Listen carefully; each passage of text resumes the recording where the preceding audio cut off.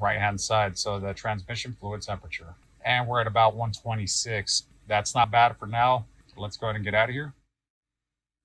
Hey everyone, how's it going? So today I wanted to talk about one of the workshop tools that's available with the 7111, specifically the transmission fluid temp check. And wanted to go ahead and just start cracking on that. So it's going to be really quick, easy to get to.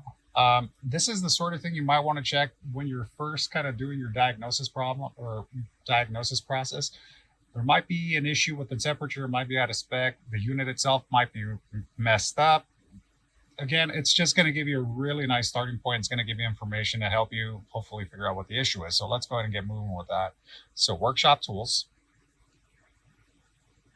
All right, so now we just kind of start scrolling down. And you can actually see right here on the right-hand side, so the transmission fluid temperature.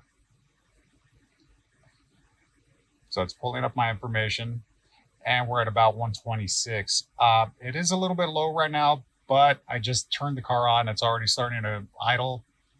It's getting there. So if you ask me, that's not bad for now. So let's go ahead and get out of here.